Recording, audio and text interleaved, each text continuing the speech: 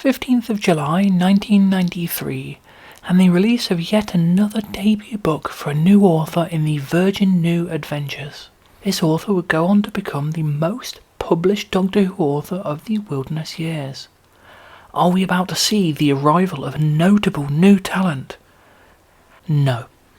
Welcome back to the Library of St John the Beheaded, a history of Doctor Who in prose, and this time we'll be looking at Shadowmind by Christopher Bulis.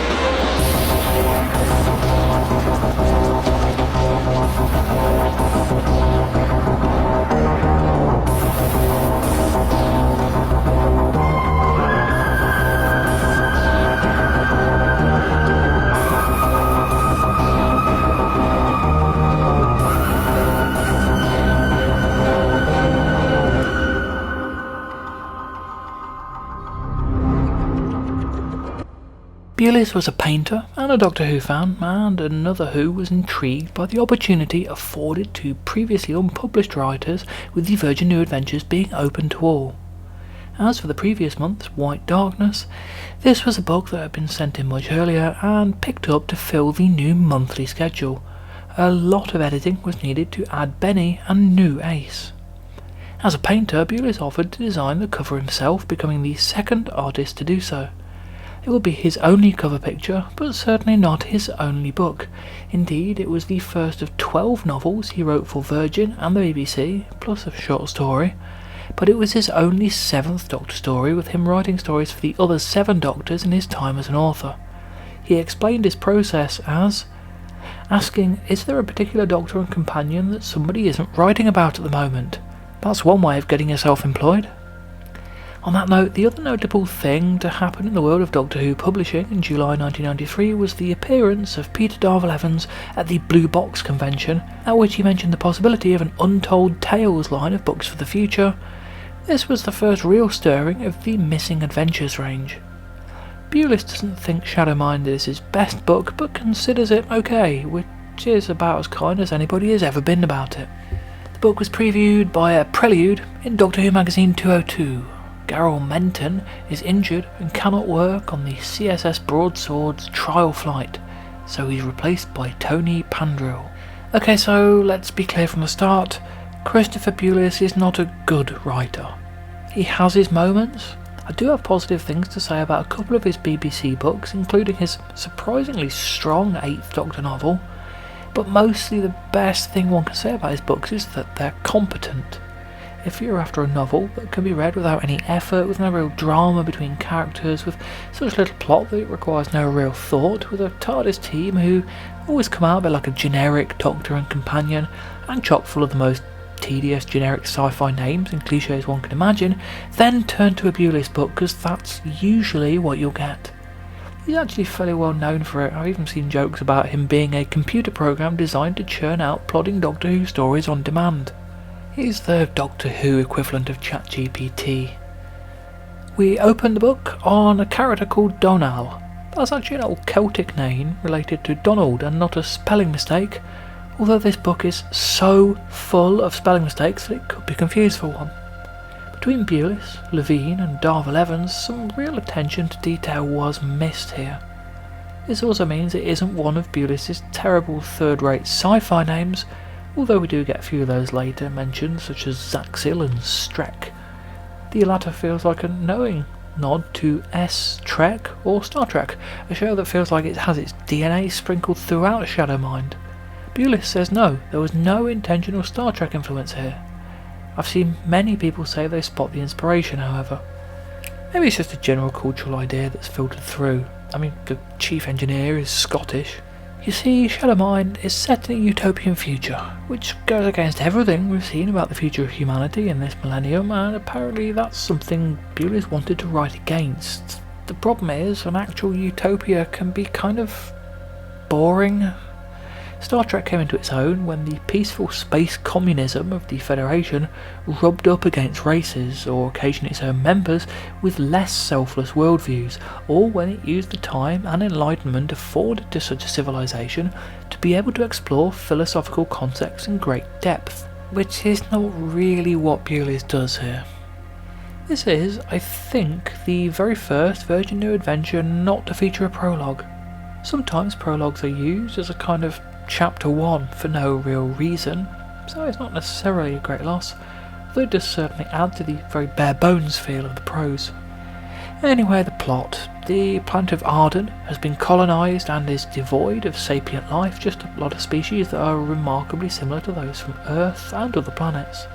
It's a paradise, seemingly, with all the worries in the world slipping away. However, a mysterious black substance called Oberonite has been found and is resistant to tests. Elsewhere, research base is attacked and remaining examples of this substance are stolen. We are introduced to a lot of characters. This one-ups the pit in terms of page after page just flitting to different locations to introduce somebody new. The TARDIS wiki page for Shadowmind lists 63 named characters in the book, which is a lot for just 244 pages. The TARDIS arrives, meanwhile, on the planet of Gaia in the year 2673. The Doctor, unusually organised, provides identification and credit cards for Ace and Benny. A chap called Jerry Ostman has noticed that not only are his fears and worries slipping away, but chunks of his memory are too. He finds himself in places he has no recollection of travelling to, and is afraid he's having blackouts. Every time he tries to do something about it, he suddenly finds himself elsewhere hours later. He ends up shot, although before he dies, a small creature crawls out of the wound in his torso. Or, as the Doctor points out a short time later, the creature was actually the one who died, with the replica of Jerry Ostman simply being a vessel. It's a fun take on the usual clone and possession trope, to be fair. The duplicates, and there are many, it turns out, all in military positions, are biologically so similar to the original humans that they'd pass medical examinations. Thankfully, the Doctor has some equipment in his TARDIS that can detect them, which is very convenient. It's revealed that the duplicates are perfectly made to the extent that they aren't even aware that they aren't the original person, which has some real potential for interesting ethical debate, maybe providing impetus for some of them to rebel or fight back, or, well, Bulis has the Doctor dismiss that outright by intentionally leaving aside any concepts of the soul at the start of the discussion. The Zygon inversion this is not. Tying things in with the robbery from the start of the book, it turns out the Oberonite core contains hypergems, which are capable of instantaneous communication. They're quantum entangled, basically, and are being used to relay thoughts from the original bodies and their duplicates. So this leads suspicion to the planet Arden, where they originated.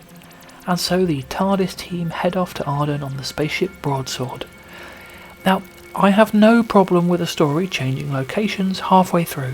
It's been done brilliantly on TV, such as The Seeds of Doom, being effectively a two-parter and a four-parter bolted together.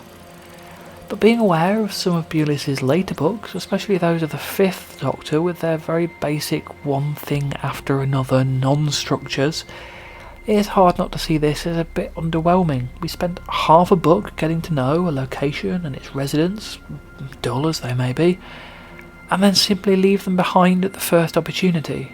I'm not suggesting every story needs an overt three-act structure, of course. As a big fan of Haruki Murakami, I know that both seemingly aimless sprawl and the intimacy of nothingness can work brilliantly as structures, but for a straightforward pulpy action sci-fi affair like this, a little more tightness in the plot will go a long way.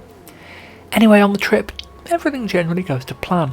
The Doctor helps produce portable duplicate detectors, ones that don't really get used. The ship's weapons are tested satisfactorily. Ace keeps in shape and finds a guy to sleep with. Benny does some research. It's all very cosy. On Arden, a lot of duplicates are being used to clear forests, mine for ore, and feed fuels into growing kilns.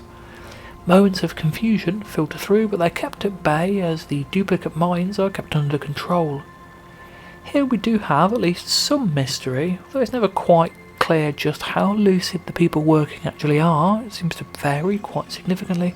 They're clearly none the wiser, and no obvious answers or hints are provided. The only time the writing begins to come to life, though, is when spacecraft are involved. The space battle that takes down the ship Adamant, the attack on the Arden space station, the stealth landing on Arden itself, these are all written with considerably more detail and relish than anything else. Although it's not the kind of writing I normally enjoy, it does give the arrival on Arden a bit more of a boost in energy that's very welcome at this point. Soldier Kim Talavera even gets some internal dialogue. It feels like this is the kind of thing Bulis wishes he was writing more of. It's surprising that his later novels aren't really more along the military action side of things, to be honest. Attacked on the way down to the planet, the Doctor and Benny find themselves and the soldiers separated from Ace. It's the latter who begins to uncover what's actually going on though. She finds herself being cared for by a race called the Shen, who were responsible for the duplicate Jerry Ostman. The Shen use a duplicated head, heart and lungs as tools to communicate, which is pleasingly grotesque. These small, furry mammalian telepaths lived peacefully until a strange voice from the sky started sending messages to get them to push in the direction of space travel, and at this point, 2/3 of the way through the book, I start to think, God, maybe there's something really good going to happen here, and the human settlers provided the perfect labour for that. The sky voice calls itself Umbra. Admittedly, this is all learned by Ace repeating an exposition dump back to the Shen, but I'll take anything at this point. The Shen city, miniature in scale, grown out of hybrid plants and creatures, is hugely imaginative and creates wonderful images in the mind. The Shen grow duplicates of Ace and Kim so they can be on their feet while still healing from serious injuries. There's plenty of potential in all this, but again, sadly, it never really gets explored. Instead, the Ace and Kim duplicates help the others by startling the Umbra-controlled Shen with explosives, allowing the duplicated people to regain their independence. Unfortunately, it's all too late, and the kills have done their job, burning wood to create carbon, which can be inhabited to create shadow form creatures. The Shadowmind of the book's title finally turns up at this point. In my head, they're a bit like the smoke monster from Lost, huge black clouds that can move stuff around and kill people. They'd be slightly more effective as an enemy if the Doctor didn't almost immediately just come up with a way of killing them. The battle is lengthy and results in a lot of deaths of Marines, but never feels too risky. And then we finally find out what's actually happening in an exposition dump the Doctor gives to the survivors sat around a table on the broadsword. It's surprisingly bonkers, actually. An asteroid accidentally becomes sentient and wants to use carbon from the planet Arden to allow itself to grow. As it expands its growth to Tern Gaia, remember that world from the first half of the book? The decision is made that the asteroid is too dangerous and should be destroyed. This is done by putting up a solar sail from the broadsword ship, cutting out the sunlight that's powering the life on the asteroid, and it's all over. Occasionally, the general, very workmanlike text gets a jolt of, well, strangeness is maybe the best word, such as the squirrel unconcernedly enjoying a postprandial nap. But mostly it's just lump and unexciting. Characters talk to each other via exposition and odd, stilted and almost formal tones. Long spells of dialogue go by with few or no contractions, making the whole thing feel like it's acted out by androids. When the Doctor is referencing people who have and haven't been duplicated, the list ends halfway through, followed by "he named the duplicate soldiers identified as having been with Tesseni," which is incredibly clunky and just reads as if Bulis can't be bothered to come up with names for these characters. Conversations sometimes stop without having achieved anything, seemingly as if the author has just run out of ideas. At one point, a fighter pilot is seen connecting with the rest of his squadron via computer link. He had no need for words to communicate with his fellows now, he simply knew, which could draw an interesting parallel with the seemingly telepathic, hive-minded foes they're facing, but other than acknowledging this parallel a couple of times, this never comes to anything. The Doctor talks about a spider catching a wasp instead of a fly. As someone has seen a spider catch and kill a wasp, this feels like a slightly inept metaphor, but maybe that's just my own experience. Surprises are rarely surprising. The person who's been casting doubt over everything the Doctor said, Councillor Cheney, turns out to be an evil duplicate from the Umbra. There's a nice moment when it seems like that's not the case, but that turns out to be a diversion by the Doctor, and yes, the most obvious character is of course the villain.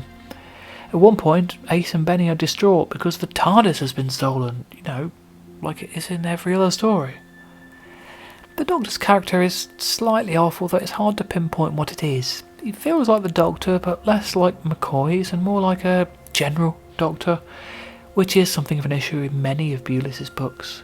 Indeed, this characterisation is one of his better ones, with at least a little of his mysterious nature, of this darkest of incarnations, but then instead of simply using his own powerful presence to persuade people of his importance and his right to be there, instead he talks of his past adventures, and the people of Gaia check his credentials with their records, getting a glowing reference from the Emperor of Draconia and the First Galactic Bank in the process.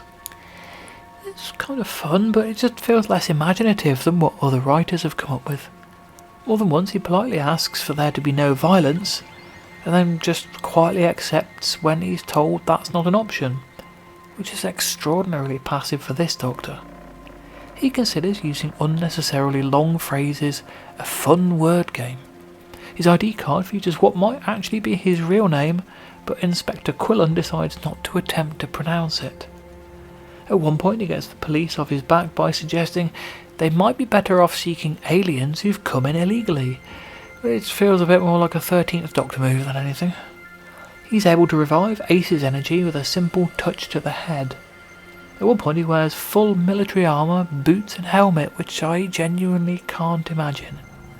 And he's back to having grey eyes at this point. Benny is okay. She's pretty much writer-proof, which helps. Bulis describes her as having a quirky mouth. I don't know what that even means. She doesn't really do much though, often described as talking to the Doctor rather than, actually talking to him. It's one of the clearer examples of a character being written in at the last minute. We're reminded of her presence throughout, but her actual contributions are slim. Of course it can't have been easy for a first-time author to slot in a main character he knows nothing about, but it's something that's happened in other books and is never more obvious than in Shadowmind. She's mostly referred to as Bernice rather than Benny. It's Ace's birthday. She's worked this out by using watches of increasing complexity, whatever that means. She wants to celebrate. This is Doctor Who, so she doesn't get to. She's put into her TV outfit instead of her armoured bodysuit because it's her birthday. And she's in a good mood because they've landed somewhere nice. She's back to calling the Doctor Professor for some reason, obviously because, Bulis didn't know about New Ace. She even says wicked. This is all basically Bulis finding a way around not having to completely rewrite every aspect of her character to fit the later characterisation. It also means she is more likeable than she has been since she returned, although New Ace does still rear her head occasionally.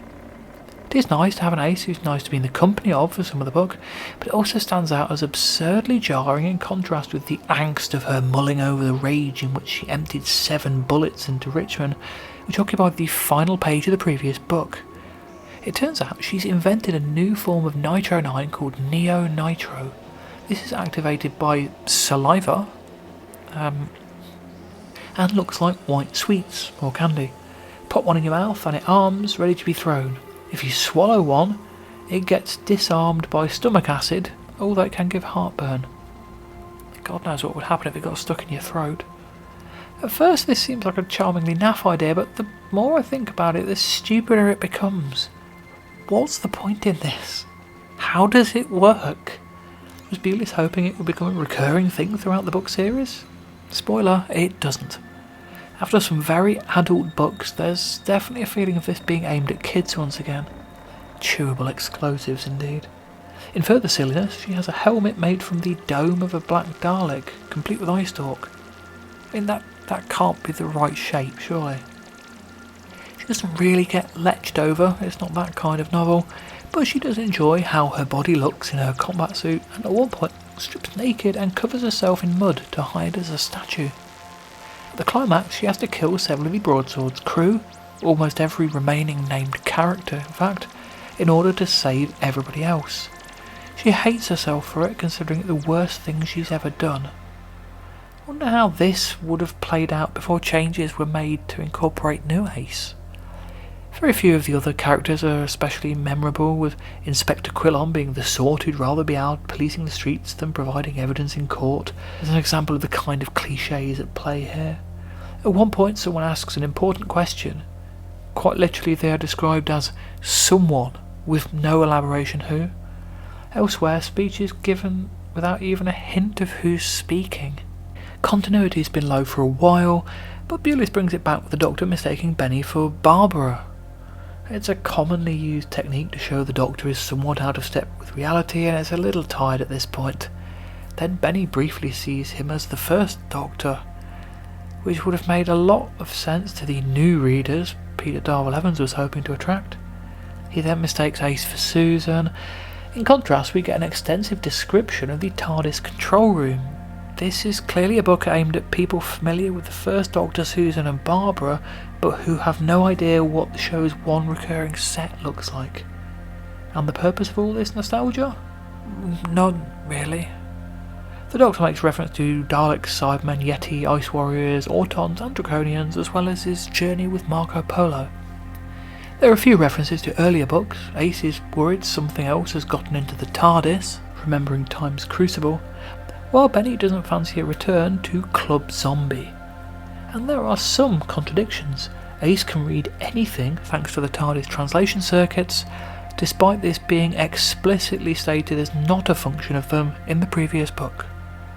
The swearometer registers a mudbrain, a fragging, a blasted, a slughead, and then later a shit, a couple of bitches, a smartass and some bastards, as if someone told Bulis he was allowed to swear after he'd finished the first draft and only started writing them in later.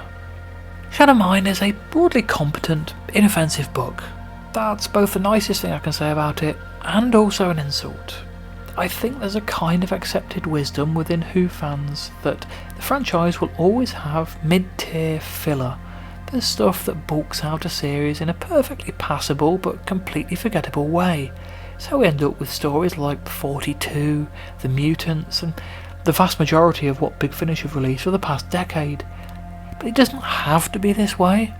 Doctor Who is such a wonderfully broad remit that it can be so many different things, and that opens up so many possibilities that it should never have to rely on mediocrity to fill it out.